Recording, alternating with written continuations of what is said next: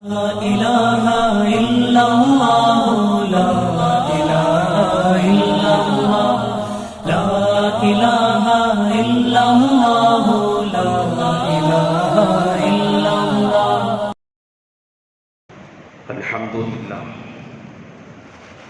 الحمد لله نحمده ونستعينه ونستغفره ونؤمن به ونتوكل عليه ونعوذ بالله من شرور أنفسنا ومن سيئات أعمالنا. من يهده الله فلا مضل له ومن يضلله فلا هادي له. ونشهد أن لا إله إلا الله وحده لا شريك له. ونشهد أن سيدنا ومولانا محمدا عبده ورسوله صلى الله عليه وعلى آله وأصحابه وبارك وسلم تسليما كثيرا. أما بعد فأعوذ بالله من الشيطان الرجيم. بسم الله الرحمن الرحيم. ولتكن منكم أمة يدعون إلى الخير ويأمرون بالمعروف وينهون عن المنكر. وقال تعالى في موضع آخر: ضرب لكم مثلا القرية التي باركنا. وقال النبي صلى الله عليه وسلم: من رأى منكم منكرا فليغيره بيده فإن لم يستطع فبلسانه فإن لم يستطع فبقلبه ذلك أضعف الإيمان. أو كما قال النبي عليه الصلاة والسلام: رب اشرح لي صدري ويسر لي أمري واحلل عقدة من لساني يفقهوا قولي. اللهم صل على سيدنا مولانا محمد في أول كلامنا. اللهم صل على سيدنا مولانا محمد في أوسط كلامنا. اللهم صل على سيدنا مولانا محمد في آخر كلامنا.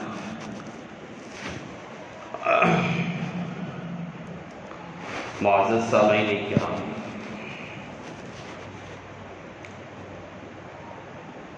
اور میرے غیور دینی بھائی،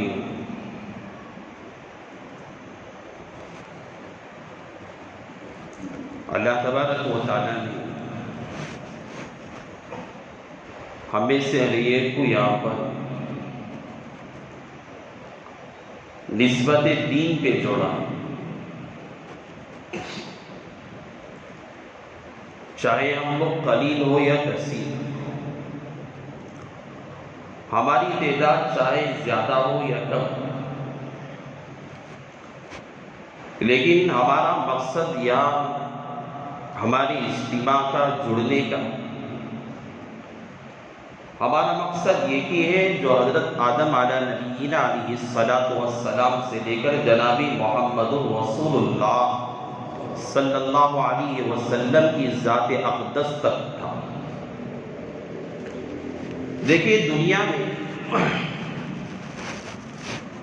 ہمارے سے پہلے بہت ساری قومیں آئی، بہت سارے انبیاء دنیا میں آئے، بہت سارے اقوام دنیا میں گزری ہیں۔ یہ جو نسبت ہے، یہ نسبت آج کی نسبت نہیں ہے۔ اللہ تعالیٰ نے جو دین کا سلسلہ، دین کی نسبت اور جو دین کی محنت ہے، اللہ نے سب سے پہلے انسان ہمارے جد امجد حضرت آدم علیہ نبینا علیہ الصلاۃ والسلام جو سب سے پہلے اور نبی اور رسول ہیں، اللہ تعالیٰ نے اس نبی اور رسول سے لے کر اللہ کے نبی آخر الزمان صلی اللہ علیہ وسلم تک جتنے انبیاء دنیا میں آئے، ہر نبی نے جو دین لے کر آئے وہ وہی دین ہے جو آج ہمارے پاس موجود ہے۔ سب کے پاس ایک ہی دین تھا، چاہے قوم سمود ہو، قوم عاد ہو، قوم شعیب ہو، چاہے جو بنی اسرائیل کی قوم ہو، جس نبی نے بھی دین لایا وہ دین وہی دین ہے جو ہمارے پاس۔ الغرض دین تو ایک ہی ہے، لیکن دین کے اصول سب کے ایک تھے۔ باری تعالیٰ کا وجود ہونا، رحمت الہی کا ہونا، رسالت اور نبوت کا پایا جانا، اللہ تعالیٰ کے وجود کا ہونا، عالم برزخ کا ہونا، عالم محشر کا ہونا، اور یہ سارے اصول ہیں جو ہر نبی نے اپنی قوم کو سمجھائے تھے، جو دین کے بنیادی اصول سمجھے جاتے ہیں۔ لیکن شریعتیں مختلف تھیں، شریعتوں میں اختلاف تھا، احکامات میں اختلاف تھا۔ جو کتابیں آتی تھی صحیفے دنیا میں نازل ہوتے تھے، ان صحیفوں کے احکامات کے اندر اختلاف رہتا تھا، لیکن دین ایک ہی تھا۔ اللہ تعالیٰ نے سب سے پہلے حضرت آدم نبی علیہ السلام کو جو دین دے کر بھیجا، ابتدائی زمانہ تھا دنیا کا، دنیا کی ابتدا تھی، پہلے لوگ تھے، اور دین کے اندر بھی پہلے لوگ آئے ہوئے۔ یہ طفیلیت کا زمانہ تھا، بچپن کا زمانہ تھا، ابھی لڑکپن تھا، دنیا میں تو آئے، لیکن جو دین میں داخل ہوئے، جو دین میں آئے، اسلام میں داخل ہوئے، اللہ کی وحدانیت کا اقرار کیا، اللہ کی معرفت کا اقرار کیا، عالم برزخ کا اقرار کیا، محشر کا اقرار کیا، یہ ابھی لڑکپن کا زمانہ، ابھی بچپن کا زمانہ۔ اللہ تعالیٰ نے احکامات میں سختی نہیں رکھی، اللہ نے احکامات میں بہت زیادہ شدت کو نہیں رکھا۔ حضرت آدم علیہ نبینا علیہ السلام پر جتنے لوگوں نے اسلام لایا، ایمان والے ہوئے، اللہ کی وحدانیت کو ماننے والے بنے، ان کو اللہ تعالیٰ نے ایسے احکامات نہیں دیے جس طرح ہم لوگوں کو دی۔ اللہ نے کہا وَعَلَّمَ آدَمَ الْأَسْمَاءَ كُلَّهَا ثُمَّ عَرَضَهُمْ عَلَى الْمَلَائِكَةِ فَقَالَ أَنبِئُونِي بِأَسْمَاءِ هَؤُلَاءِ إِن كُنتُمْ صَادِقِينَ۔ اللہ تعالیٰ نے جس طرح چھوٹا بچے کو ماں باپ سکھاتے، بیٹا یہ کھانا ہے، یہ پانی ہے، یہ ابو ہے، یہ ماں ہے، یہ چچا ہے، سمجھاتے ہیں، بچے کو رٹاتے ہیں۔ بچے کا لڑکپن کا زمانہ ہے، بچپن کا زمانہ ہے، بچے کو اگر بڑی باتیں سمجھائیں گے، بڑی باتیں بول کر دیں گے، بچہ بول نہیں پائے گا، ابھی اس کا تو چلنے کا زمانہ ہے، ابھی تو بولنا سیکھا ہے۔ اللہ تعالیٰ نے اسی طرح حضرت آدم علیہ السلام پہ جتنے لوگ ایمان لائے تھے، اللہ تعالیٰ نے اتنی سہولت دی، اور اتنا ان کے احکامات کے اندر اتنی سہولتیں تھی۔ اللہ تعالیٰ نے کہا وَعَلَّمَ آدَمَ الْأَسْمَاءَ، کچھ نام ہیں، کچھ نام اسماء ہیں، بس تم ان کو صبح و شام رکھ لو، صبح و شام تم رکھتے رہو، بولتے رہو، ان کو یاد کر لو۔ تمہارا یاد کرنا، ان اسماء کو اپنے دماغ میں اتار لینا، یہی تمہاری عبادت۔ کوئی بڑی تہجدیں پڑھنے کی ضرورت نہیں تھی، بڑے مجاہدے کرنے کی ضرورت نہیں تھی، بڑی قربانیاں دینے کی ضرورت نہیں تھی، بس اسماء کا اللہ نے علم سکھایا، اور اللہ تعالیٰ نے ناموں کو سکھایا، بس صبح میں، شام میں، ہر وقت اسے رٹتے رہو، بولتے رہو۔ جب بولتے ہوگے، بس تمہارا یہ بولنا، یہ رٹنا، یہ تمہارے دین کا ایک حصہ ہے، یہی تمہارے احکامات ہیں، یہی تمہاری عبادت ہے۔ یہ دور تھا حضرت آدم علیہ السلام کے بعد جو انبیاء آئے، ایک نبی ہوا ہے جسے ابراہیم خلیل اللہ کہا جاتا ہے، جو خدا کے رفیق تھے، خدا کے دوست تھے۔ اللہ تعالیٰ نے جب حضرت ابراہیم علیہ السلام کو جس قوم کے لیے بھیجا، دنیا میں آئے، فلکیات پر اپنا خالق سمجھتے تھے، چاند کو کوئی پوجتا، ستاروں کو کوئی پوجتا، ستاروں کی کوئی پرستش کرتا، چاند کو کوئی اپنا خالق سمجھتا۔ اللہ تعالیٰ نے حضرت ابراہیم کے اندر ایک ایسا ملکہ دیا کہ وہ اپنی قوم کو سمجھائے، اور ایسا علم اللہ نے، ایسی حکمت اور دانائی اور عقل مندی اللہ تعالیٰ نے حضرت ابراہیم کو دی وَإِذْ قَالَ إِبْرَاهِيمُ لِأَبِيهِ آزَرَ أَتَتَّخِذُ أَصْنَامًا آلِهَةً إِنِّي رَأَاكَ وَقَوْمَكَ فِي ضَلَالٍ مُبِينٍ۔ حضرت ابراہیم علیہ السلام نے کہا جو تمہاری عبادت ہے یہ تمہاری غلط ہے، تمہارا طریقہ، تم نے الگ چیز کو اپنا خالق سمجھا ہے۔ تو حضرت ابراہیم نے انہی فلکیات کے طریقے پر، اسی نہج پر اپنی قوم کو سمجھایا۔ حضرت ابراہیم کا دور ختم ہوا۔ حضرت ابراہیم علیہ السلام کے بعد حضرت موسیٰ علیہ السلام ایک ایسے نبی ہیں، اللہ تعالیٰ نے ایسی قوم دی انہیں، ایک ایسی قوم دی بہت زیادہ شدت پرست قوم، بہت زیادہ سخت تھی، بہت زیادہ اپنے، اور وہ انبیاء کی اولاد میں سے تھی۔ انہیں فخر اس وجہ سے تھا، اس وجہ سے حضرت موسیٰ کے ماننے والوں کو فخر تھا کہ وہ اولاد انبیاء میں سے تھے، رسولوں کے اولادوں میں سے تھے، نبی کی اولادوں میں سے تھے۔ اس وجہ سے انہیں بہت زیادہ ظلم تھا، ارے میرا خاندان نبی کا خاندان، میرا خاندان تو رسول کا خاندان، میرا خاندان تو میرے باپ دادا انبیاء میں سے، نحن احباء اللہ، میرے باپ دادا، میرا تعلق جو ہے اللہ تعالیٰ کے رشتہ داروں میں سے ہمارا تعلق ہے۔ یہ ظام میں قوم تھی، حضرت موسیٰ کو ماننے والے اس ظام میں تھے کہ ہم انبیاء کے اولادوں میں سے ہیں، ہم رسولوں کے رشتہ داروں میں سے، اور ہمارا تعلق تو ایسا ہے جس طرح کے اللہ تعالیٰ کے ہم رشتہ دار ہیں۔ انہوں نے انبیاء کو قتل کیا، تکفیریں کی، جھٹلایا، انبیاء کو سولیاں دی۔ اب جو دعوت لے کر آتا، پیغام اللہ کی طرف سے احکامات لے کر آتا نبی اور رسول، اسے قتل کرتے، اسے جھٹلاتے، اس کی تذلیل کرتے، اس کی گستاخی کرتے۔ ایسی سخت ترین قوم تھی، ایسی سخت ترین قوم تھی جو اپنی ذام پہ تھی کہ میرا خاندان جو ہے انبیاء اور رسولوں کا ہے۔ ایسا نہیں کہ کوئی آدمی انبیاء کے خاندان میں سے، کوئی رسولوں کے خاندان میں سے گمراہ نہیں ہوگا، غلط راستے پہ نہیں جائے گا، ایسا نہیں۔ شیخ سعدی رحمۃ اللہ علیہ اپنی کتاب میں جو گلستان سعدی ہے، اس کتاب کے اندر ایک بہت اچھا شعر لکھا۔ حضرت نے شعر لکھا، فسر نوح بابدا بنشس، اولیاء کی دور کی بات، بزرگوں کی دور کی بات، علماء کی دور کی بات، تابعین کی دور کی بات، صحابہ کی دور کی بات۔ فسر نوح بابدا بنشس، نوح علیہ السلام پیغمبر تھے، رسول تھے، لیکن ان کا ایک بیٹا تھا جو غیر لڑکوں کی صحبت میں بیٹھتا۔ پھر نوح بابدا بنشس، خاندان نبوت دوش، بس اس کا اٹھنا بیٹھنا چلنا پھرنا غلط صحبت کے ساتھ ہو گیا، غلط لڑکوں کے ساتھ ہو گیا۔ اس نے اپنے باپ کی بات کا انکار کر دیا، حضرت نوح کی بات کا انکار کر دیا،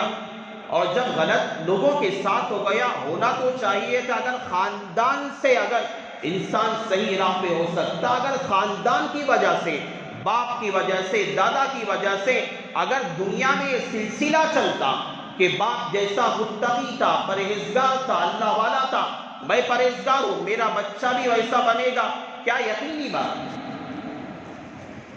میں عالم ہوں، میرا بچہ ہی آگے چل کے عالم دین بنے گا، کون 100% کہہ سکتا ہے؟ حضرت نوح علیہ السلام پیغمبر رسول ہے، ساری قوم کو سمجھا رہے ہیں، لیکن ان کا بیٹا ہے، ان کی مخالفت میں کھڑا ہوا۔ تو حضرت نوح علیہ السلام کی بات کا جب اس نے انکار کیا، خاندان نبوت دوشن، اس کا خاندان اس کی نسل سے گم ہو گیا۔ حضرت نوح علیہ السلام کا تذکرہ آتا ہے تو ایسا ہے، اگر وہ حضرت نوح کی بات کو ماننے والا ہوتا تو اس کا تذکرہ حضرت نوح کے نیک اور صالح فرما بردار اولاد اور رشتہ دار میں کیا جاتا، لیکن اس نے انکار کیا۔ ایک نبی کا بیٹا ہے، ایک نبی کی اولاد ہے، حضرت نوح کے رشتہ دار ہیں، جب گمراہی پہ جا سکتے ہیں، ہماری تمہاری کون سی بات ہے؟ کوئی الزام نہیں چلتا، اللہ کے دین میں کوئی الزام نہیں چلتا۔ تو ان لوگوں نے، حضرت موسیٰ کے ماننے والے لوگوں نے بہت اپنے آپ پہ اتراتے تھے، ہم اولاد انبیاء میں سے، ہم اولاد رسولوں میں سے، ہمارا تعلق تو فلاں نبی سے،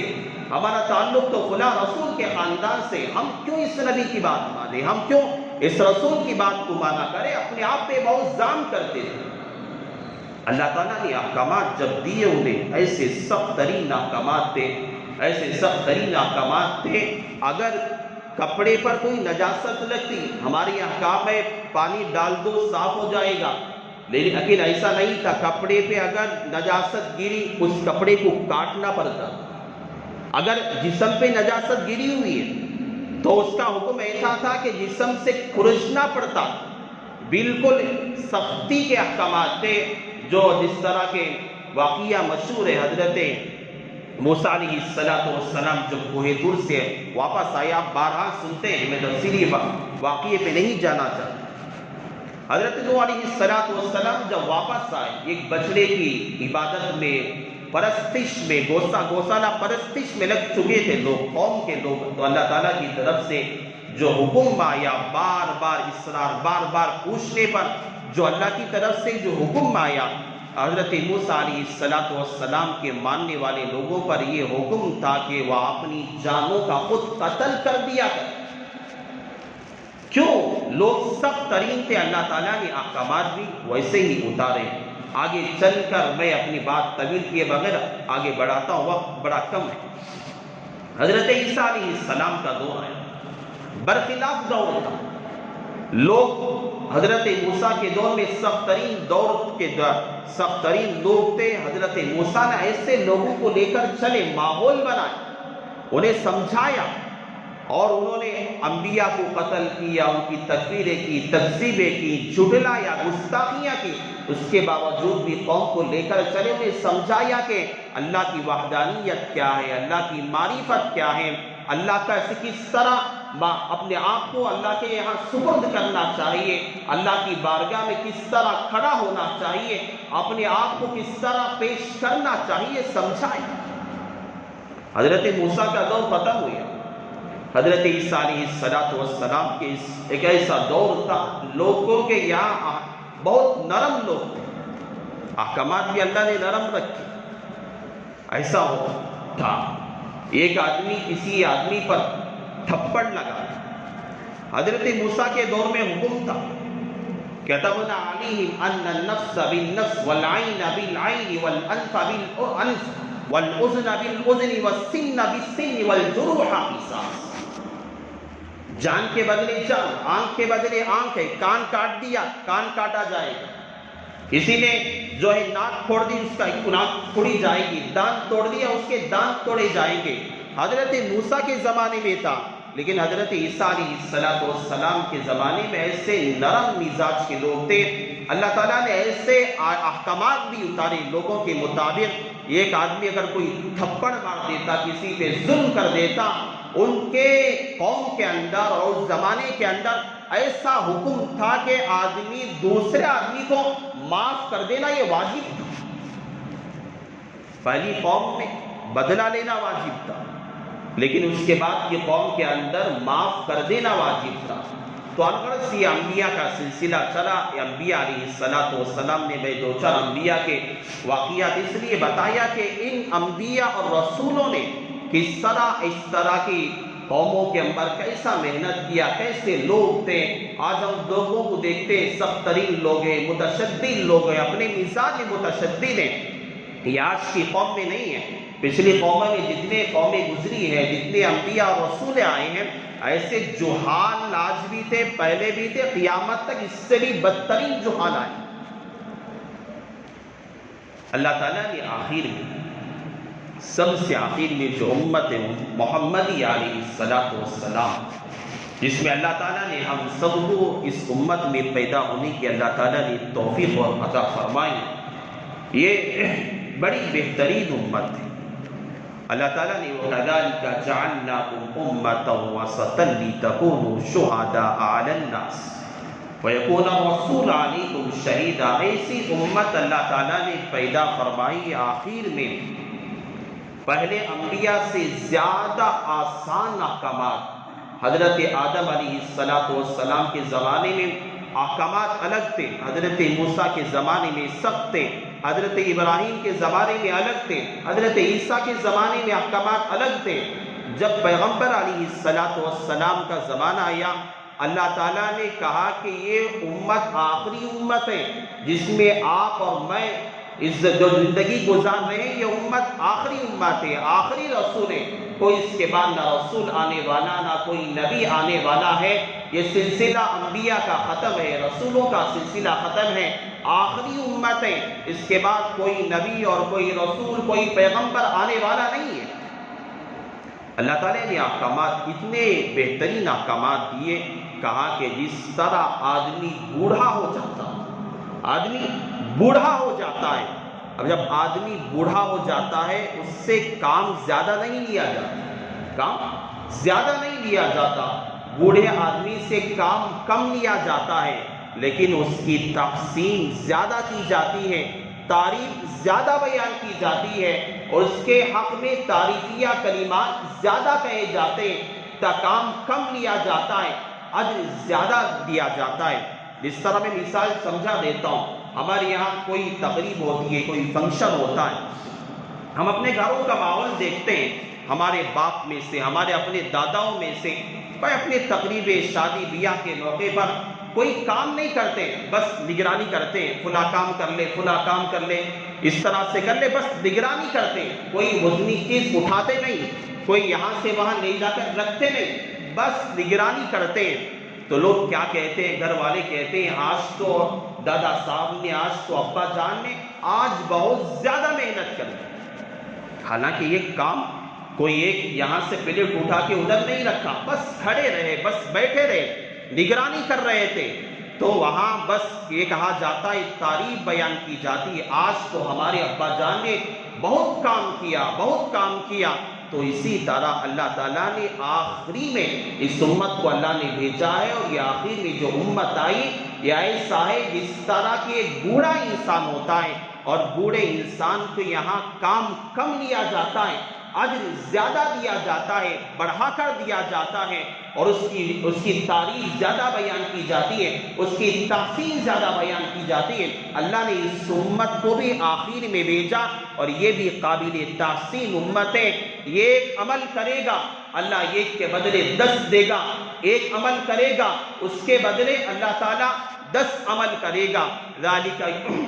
واللہ یضاعف لمن یشاء، اللہ تعالیٰ جسے چاہتا ہے عمل کے اندر اضافہ کر دیتا ہے، اللہ کی رحمت میں کوئی کمی نہیں ہے۔ یہاں اللہ ایک آدمی معمولی سا عمل کرے گا، تصدقوا بشق التمر، اللہ کے نبی علیہ السلام نے حدیث میں فرمایا، ایک کھجور کی گٹھلی کے برابر آدمی صدقہ کر دیا کرو، چاہے وہ کھجور کی گٹھلی کے برابر ہی کیوں نہ ہو، اتنا صدقہ کر دیا کرو۔ حدیث میں آتا ہے، اس امت کی میں فضیلت آپ کو بتا رہا ہوں، پہلی امتوں کا میں نے تذکرہ کیا، کیسے حالات تھے، کس طرح کے سخت ترین احکامات تھے، اپنی جانوں کو قتل کرنے کا حکم آیا۔ قوم عاد کے بارے میں اللہ تعالیٰ نے عذابات کو بھیجا، قوم شعیب کا مسئلہ آیا، اللہ نے آسمان سے آگ کی برسات کی گئی، اللہ تعالیٰ نے قوموں کو تہس نہس کر دیا، اللہ تعالیٰ نے قوموں کو، بنی اسرائیل کو خنزیروں میں اور بندروں کی شکلوں میں تبدیل کر کے رکھ دیا، لیکن پیغمبر کی کا صدقہ ہے اس امت کے لیے اور ہم سب کے لیے، تا قیامت تک آنے والی ساری انسانیت کے لیے یہ صدقہ ہے۔ اللہ کے نبی علیہ السلام نے فرمایا، تصدقوا بشق التمر، صدقہ کر دیا کرو، چاہے ایک کھجور کی گٹھلی کے برابر ہی کیوں نہ ہو۔ حدیث میں آتا ہے، بندہ جب قیامت کا دن ہوگا، سب کچھ اللہ تعالیٰ سب کا ان کے اعمال کا بدلہ دے دے گا، بندے وہ بھی ہوں گے ان کے یہاں جو اخلاص سے دنیا میں خرچ کیے ہوں گے، احد پہاڑ کے برابر اجر بندوں کے سامنے لایا جائے، بندے بہت تعجب سے، حیرانی سے پوچھیں گے، اے باری تعالیٰ ہم نے یہ عمل کہاں کیا؟ احد پہاڑ کے برابر ہم نے تو کبھی عمل کیا ہی نہیں، ہم نے تو دنیا میں زندگی گزارے، آپ کی نافرمانی میں گزارے تھے، ہم نے عمل کہاں کیا؟ اللہ تعالیٰ کہتے ہیں کہ میرے بندے، تو نے فلاں وقت میں ایک کھجور کی گٹھلی کے برابر اخلاص، میری رضا، میری للہیت اور میری معرفت اور میری خوشنودی حاصل کرنے کے لیے تو نے صدقہ کیا تھا، واللہ یضاعف لمن یشاء، میں نے اس کھجور کی گٹلی کے برابر صدقے کو میں نے اپنے پاس رکھا، یہ بڑھتا گیا بڑھتا گیا، آج تو یہ پہاڑ کے برابر جو صدقہ دیکھ رہا ہے یہ وہی صدقہ ہے جو میرے پاس رکھ کر میں نے بڑھا کر تیرا نامہ اعمال میں نے رکھا ہے۔ آدمی نیکی کرتا ہے، اس کی فضیلت سنیے، آدمی نیکی کرتا ہے، نیکی کا ارادہ بس دل میں آتا ہے، فرشتے اس کے نامہ اعمال میں اس نیکی کا اجر و ثواب لکھ دیتے ہیں۔ اور انصاف کا تقاضا بھی یہی ہے، جب بدی کرے برائی کرے تب بھی ویسا ہی ہونا چاہیے، لیکن ایسا نہیں ہوتا، آدمی برائی کا ارادہ کرتا ہے، فرشتے کہتے ہیں ابھی اس کے گناہ مت لکھ، آدمی گناہ کر دیتا ہے، اللہ کو ناراض کرنے والا کام کر دیتا، اور جب بھی تو لکھنا چاہیے، پھر فرشتے کہتے ہیں ہاں رک جا، ممکن ہے بندے نے تو گناہ کر دیا، ہو سکتا ہے آگے چل کر وہ کہیں توبہ نہ کر لے، توبہ کر لے گا اس کے گناہ لکھنے کی ضرورت ہی نہیں پڑے گی۔ التائب من الذنب کمن لا ذنب لہ، آدمی گناہ کر کے توبہ کرنے والا ایسا ہے کہ اس نے گناہ کیا ہی نہیں ہے، تو فرشتے کہتے ہیں اس کی گناہ لکھنے کی ضرورت نہیں، ہو سکتا ہے بندے نے ابھی توبہ کرنے والا ہے، جب توبہ کر لے گا تو اس سے گناہ اس کے نامہ اعمال سے ختم ہو جاتے ہیں۔ اگر بندہ خدا نہ خواستہ توبہ بھی نہیں کرتا، اس گناہ پہ رہ جاتا ہے، تو فرشتے کہتے ہیں ان الحسنات یذہبن السیئات، جو نیک اعمال بندے کے ہوتے ہیں یہ آگے چل کر نیک اعمال بندے کی برائیوں کو، یذہبن السیئات، برائیوں کو ختم کر دیتے ہیں، مٹا دیتے ہیں۔ تو اللہ تعالیٰ نے اتنی سہولتیں ایک ایک اعمال پر اللہ نے ایسی فضیلت کو رکھا، ایسے اعمال کو رکھا جو کسی قوم میں کسی نبی پر، کسی رسول پر اور کسی پیغمبر کو ایسے احکامات نہیں دیے جس طرح اللہ تعالیٰ نے اس امت پر اور اس امت کے لوگوں پر اللہ تعالیٰ نے ایسے احکامات کو اتارا ہے۔ اتنے تسہیل والے احکامات، اتنے آسانی والے احکامات اللہ نے پچھلی کسی قوم کو اللہ نے ایسے احکامات نہیں دیے جو اللہ تعالیٰ نے اس امت کے لیے کہا کہ وَكَذَلِكَ جَعَلْنَاكُمْ أُمَّةً وَسَطًا لِتَكُونُوا شُهَدَاءَ عَلَى النَّاسِ۔ یہ امت کی فضیلت بس اس طرح نہیں ہے، بلکہ یہ امت کل قیامت کے دن دوسری قوموں کے لیے گواہ بنے گی، سفارشی بنے گی۔ کل کے دن کھڑے ہو کر قیامت میں دوسری قوم والے انکار کر دیں گے کہ اللہ ہم نے گناہ نہیں کیا، ہم نے تو فلاں نبی کو ستایا نہیں، ہم نے فلاں نبی کو تکفیر نہیں کی، گستاخی نہیں کی، ہم نے قتل نہیں کیا۔ تو اس وقت اللہ تعالیٰ امت محمدیہ کو کھڑا کرے گا، امت محمدیہ اس کے بارے میں گواہ دے گی، اور اس گواہی کے دلیل کے طور پر اللہ کے نبی علیہ السلام کھڑے ہو کر اس کی تعریف فرمائیں۔ اللہ تعالیٰ نے یہ فضیلت اس امت کو دی ہے، تو اگر وقت کم ہے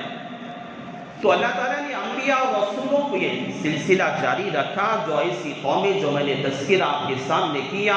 حضرت آدم علیہ نبینا علیہ السلام سے لے کر جناب محمد رسول اللہ صلی اللہ علیہ وسلم کی ذات اقدس تک جتنے انبیاء اور رسول آئے، ان کا نہج اور طریقہ ایسا تھا، یہ اس طرح اپنی قوم کے رہبری کیا کرتے تھے، اللہ کے احکامات کو اس طرح قوموں پہ لایا کرتے تھے۔ قومیں سخت ہوتی تھی، متشدد مزاج کی ہوتی تھی، اور اپنے یہاں انبیاء کی تکفیر کرنے والی، گالیاں دینے والی ہوتی تھی، لیکن اس کے باوجود بھی اس حکمت کے ذریعے سے، اس دانائی اور عقل مندی کے ذریعے سے انبیاء اور رسول اپنی قوم کو لے کر چلا کرتے تھے۔ یہ سلسلہ چلا، اللہ کے نبی علیہ السلام کے بعد کام دین کا کام، میں نے کہا دین ایک ہی ہے جو اللہ نے آدم کو دیا تھا، یہ سارے انبیاء، سارے رسولوں کو اللہ تعالیٰ نے محمد رسول اللہ صلی اللہ علیہ وسلم تک سارے انبیاء کو ایک ہی دین دے کر بھیجا، بس شریعتوں میں اختلاف۔ تو یہ سلسلہ چلا، اسی طرح چلتا رہا، اللہ کے نبی علیہ السلام نے بھی دین کو اس کا کام کیا، دین کو پھیلایا، حضرت صحابہ نے کیا، تابعین نے کیا، تابعین نے کیا، الگ الگ نہجوں پہ دین کا کام ہوا۔ کوئی کتابیں لکھ کر دین کا کام کرتا، کوئی مدرسہ پڑھا کر دین کا کام کرتا، الگ الگ لہجوں میں یہ دین کا کام چلتا رہا۔ ایسا نہیں کہ دین اس تبلیغ کے آغاز کے بعد دین کا کام شروع ہوا ہے، بلکہ دین کا کام جس طرح حضرت آدم کے زمانے سے شروع ہوا تھا اسی طرح اب تک بھی چلتا رہا۔ اس کے بعد اللہ تبارک و تعالیٰ نے دارالعلوم دیوبند کی نسبت کے صدقے میں اللہ تعالیٰ نے حضرت مولانا رشید احمد گنگوہی نور اللہ مرقدہ کے فیض کے صدقے میں حضرت مولانا خلیل احمد سہارنپوری رحمۃ اللہ علیہ کے فیض کے صدقے میں اللہ تعالیٰ نے حضرت مولانا الیاس صاحب رحمۃ اللہ علیہ کو کھڑا کیا، ان کے دل میں یہ بات الہام کی، ڈالا، القاء کیا کہ جو عام طبقہ ہے، جو گھروں میں بیٹھا ہوا ہے، یہ دین پہ کس طرح عمل کرنے والا بنے، ان کا مزاج دین پہ عمل کرنے والا کیسا بنے، کس طرح ماحول بننا چاہیے۔ اللہ تعالیٰ نے حضرت مولانا الیاس صاحب رحمۃ اللہ علیہ کے ذریعے سے اس کام کو شروع کروایا، جو حضرت مولانا الیاس صاحب رحمۃ اللہ علیہ نے اس تبلیغ، اس دعوت کے کام کو، اس جماعت کی شکل کے کام کا آغاز فرمایا تھا۔ اور یہ کام مولانا الیاس صاحب رحمۃ اللہ علیہ نے کسی فرد کی شکل میں نہیں شروع کیا، بلکہ جماعت کی شکل میں شروع کیا۔ آدمی اکیلا گھر میں بیٹھتا ہے، اعمال کرنے میں دقت ہوتی ہے، نماز پڑھنے میں سستی آتی ہے، نماز کا وقت ہو جاتا ہے، سنت نہیں پڑھ سکتا، فرض پڑھ کے جلدی جلدی گھر میں بیٹھ جائے گا، وہی نماز ہے، مسجد کو آئے گا، فرض بھی اطمینان سے ادا کرے گا، سنت پڑھے گا، نفل نماز پڑھے گا، ماحول کا اثر، جماعت کا اثر آدمی کے فرد پر پڑتا ہے۔ تو حضرت مولانا الیاس رحمۃ اللہ علیہ نے ایک فرد کی دعوت کے کام کے اندر فرد کی محنت کا نظام نہیں بنایا، نہج نہیں بنایا، بلکہ جماعت کی شکل بنائی۔ مولانا الیاس صاحب رحمۃ اللہ علیہ نے یہ جماعت کا ماحول بنایا کہ جماعت کی شکل جب بنائی جائے گی، اثر پڑے گا، گھر سے نکلے گا، گھر میں آرام سے آدمی بیٹھتا ہے، اطمینان سے بیٹھتا ہے، راحت اور آرام کے وہاں سہولیات کے آرام سے اپنے گھر میں بیٹھ سکتا ہے۔ گھر سے باہر نکلے گا، سہولتیں نہیں ہوگی، گھر سے باہر نکلے گا، آرام سے سو نہیں سکتا، گھر سے باہر نکلے گا، آرام کی جو چیزیں ہوتی اسے میسر ہونا مشکل ہو جاتا ہے۔ گھر سے جب باہر نکلے گا، ماحول میں آئے گا، تو ماحول کا اثر انسان پہ بہت زیادہ پڑا کرتا ہے۔ حضرت مولانا رشید احمد گنگوہی نور اللہ مرقدہ حضرت جب تھانہ بھون جب گئے، کسی شادی کی تقریب میں گئے ہوئے تھے، کسی شادی میں گئے ہوئے، پتا چلا، معلوم ہوا، لوگوں نے کہا ہے کہ یہاں اللہ والے رہتے ہیں۔ میں ماحول کا اثر کیسے پڑتا میں آپ کو سمجھا رہا ہوں۔ پتا چلا یہاں حاجی امداد اللہ صاحب مہاجر مکی رحمۃ اللہ علیہ یہاں رہتے ہیں۔ تو حضرت فرمانے لگے چلو بزرگ آدمی ہیں، ملاقات کر کے آتے۔ گئے حضرت کے پاس، حاضر ہوئے، ملاقات کی۔ حضرت نے اپنی باطنی فراست کے ذریعے سے، حاجی صاحب رحمۃ اللہ علیہ نے اپنی باطنی فراست کے ذریعے سے سمجھ گئے کہ سامنے بیٹھنے والا آدمی حضرت رشید احمد گنگوہی، اس کے اندر ایک بہت بڑا جوہر چھپا ہوا ہے۔ حضرت نے کہا، کسی کو حضرت کا مزاج بولنے کا نہیں تھا کہ تم مجھ سے بیعت کر لے۔ حضرت نے کہا کہ بھائی تم مجھ سے بیعت کر۔ حضرت نے کہا کہ میں آپ سے کیسا بیعت کروں، اتنے تیقن کے ساتھ، اتنے یقین کے ساتھ آپ مجھ سے کہہ رہے ہیں، کیسے میں آپ سے بیعت کروں؟ حضرت نے بہت اصرار کیا کہ آپ مجھ سے بیعت کر لیں۔ حضرت گنگوہی رحمۃ اللہ علیہ نے کہا کہ اگر میں بیعت کروں گا، آپ کہیں گے 40 دن یہاں ٹھہر جاؤ، 20 دن ٹھہرو، مجھے تو بہت سارے گھر میں کام لگے ہوئے، میری بیوی بچے، میں انہیں بھی تو دیکھنا ہے، یہاں آپ کے یہاں چلا لگاؤں گا تو میری بیوی بچوں کو کیسے پالوں؟ حضرت نے لاکھ سمجھایا،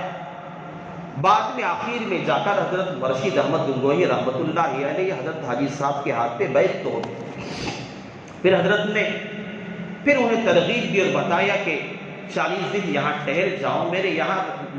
جو ہے مہمان بن کے رہو بس۔ حضرت نے انکار کیا، 40 سے 20 سے 10 سے آخر میں 3 دن کی بات ہو گئی، 3 دن کی بات متعین ہو گئی، بس 3 دن رہوں گا، پھر اس کے بعد میں اپنے گاؤں چلا جاؤں۔ مان لیا۔ رات میں جب سوئے ماحول کا اثر کس طرح پڑتا ہے۔ حضرت رشید احمد گنگوہی رحمۃ اللہ علیہ جا کر اللہ تعالیٰ نے جنہیں ابو حنیفہ ثانی کا لقب اللہ نے کیوں دیا، جب رات میں سوئے حضرت کے مریدین کوئی تہجد پڑھ رہا ہے، کوئی تلاوت میں لگا ہوا ہے، کوئی ذکر و اذکار میں لگا ہوا ہے، کوئی رو رہا ہے، گڑ گڑا رہا ہے، حضرت نے جب یہ ماحول دیکھا اپنے آپ پہ کنٹرول نہیں کر پائے، چلو میں بھی 2 رکعت تو صحیح پڑھ لوں گا، وضو کرے 4 رکعت تہجد کی نماز ادا کی، پھر صبح میں جب اٹھے یقین کا پھر اپنے آپ کو یہ بات کہنے لگے آج میں ہرگز رات میں نہیں اٹھوں گا چاہے وہ لوگ جو بھی عبادت کریں۔ یہ دن گزرا، دوسرے دن جب رات میں 3 بجے اٹھے، حضرت حاجی امداد اللہ صاحب مہاجر مکی رحمۃ اللہ حضرت کے مریدین سب اٹھے، تہجد پڑھ رہے، کوئی رو رہا ہے، کوئی گڑ گڑا رہا ہے، کوئی اللہ کے سامنے اپنے گناہوں کی معافی مانگ رہا ہے، کوئی تلاوت میں لگا ہوا ہے۔ یہ ماحول جب ہوا حضرت نے کہا آج مجھے اٹھنا نہیں ہے، سونا ہے مجھے آج، لیکن ماحول کا اثر تھا، حضرت گنگوہی پہ ماحول کا اثر پڑا، حضرت پھر اٹھ کے کھڑے ہوئے، وضو کر کے آئے، پھر تلاوت میں لگے، پھر حضرت نے بھی تہجد کی نماز ادا کی، پھر روئے گڑ گڑائے، پھر تیسرے دن پہ ایسے گزرا، جب 3 دن گزرے حضرت حاجی صاحب کی خدمت میں حاضر ہوئے، حضرت سے کہنے لگے آپ اگر اجازت دے تو میں اور کچھ دن آپ کے یہاں ٹھہرنا چاہتا ہوں۔ حضرت حاجی صاحب نے کہا کہ بھائی آپ نے تو کہا تھا 3 دن کے بعد چلا جاؤں گا، اور آپ نے 3 دن بھی بڑی مشکل کے ساتھ آپ نے قیام فرمایا، آپ کا ارادہ کیوں تبدیل ہو گیا؟ آپ کچھ اور دن یہاں مقیم رہنے کا ارادہ کر رہے ہیں، یہاں ٹہرنے کا آپ نے ارادہ کر رہے ہیں، کیا وجہ ہے؟ حضرت گنگوہی رحمۃ اللہ علیہ نے کہا کہ حضرت آپ کے خانقاہ کے اندر جو ماحول بنا ہوا ہے، اس ماحول نے مجھے جھنجھوڑ کے رکھ دیا ہے اور میرے دل کو بدل کے رکھ دیا ہے۔ اس ماحول کا اثر یہ ہے میرا دل یہ چاہتا ہے کہ میں اور کچھ دن آپ کی خانقاہ میں گزار سکوں۔ تو اسی نہج پر حضرت مولانا الیاس صاحب رحمۃ اللہ علیہ نے کام کو شروع کیا۔ بندہ جگت جماعت کی شکل میں آئے گا، مسجد کے ماحول میں رہے گا، باہر شرابی ہوگا، کبابی ہوگا، کتنا بھی بڑا گنہگار ہوگا، مسجد کے ماحول میں رہے گا، کوئی تلاوت کرنا والا، کوئی تسبیح پڑھنے والا، کوئی نمازیں ادا کرنے والا، کوئی قرآن سیکھنے والا ہے، ماحول کا اثر پڑتا ہے۔ تو ماحول کے اثر کی وجہ سے بڑے بڑے شرابیوں نے اسی وجہ سے تو توبہ کی، بڑے بڑے گنہگاروں نے اسی وجہ سے تو توبہ کی، بڑے بڑے زانیوں نے اسی وجہ سے تو توبہ کی۔ اللہ تعالیٰ نے مولانا الیاس صاحب رحمۃ اللہ علیہ کے ذریعے سے یہ کام، یہ نہج، یہ طریقہ یہ شروع کیا۔ تو مولانا الیاس صاحب رحمۃ اللہ علیہ نے اس ماحول کے ڈھنگ کے ذریعے سے شروع کیا، تاکہ گھر سے جب نکلیں گے، جب لوگ نکلیں گے، شروع جب زمانہ تھا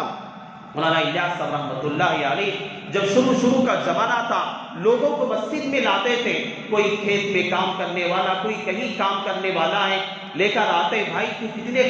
روزانہ کماتا ہے؟ میں 1 آنا کماتا ہوں، 2 آنا کماتا ہوں۔ کہتے چل میرے پاس آ جا، میں تو اتنے پیسے میں تجھے دوں گا۔ مسجد میں لے کر آتے، بٹھاتے، سارے لوگ جماعت کی شکل میں بٹھاتے۔ کام کیا ہے؟ کوئی کھدائی کا کام نہیں ہے، کوئی ناگرنے کا کام نہیں ہے، کوئی بیج بونے کا کام نہیں ہے، دھوپ میں کام کرنے کا کام نہیں ہے، جو سورج کی گرمی میں کام کرنا نہیں ہے، بلکہ مسجد کے ماحول میں بیٹھ کر، ایک جماعت کی شکل میں بیٹھ کر اللہ کی ندائیں لگانے کا کام ہے۔ لوگوں کو لا کر رکھا، صبح سے لے کر شام تک سورج غروب ہو گیا، لوگوں نے کہا کیا کوئی کام ہم نے تو نہیں کیا، کوئی تھکان کا کام ہم نے نہیں کیا، اے الیاس کس کام کے لیے تو ہم لوگوں کو یہاں پر لے کر آیا ہے؟ کام ختم ہو گیا، بس صبح سے لے کر شام تک اللہ کی ندائیں لوگوں نے لگائی۔ جو کھیتوں میں کام کرنے والے تھے، جو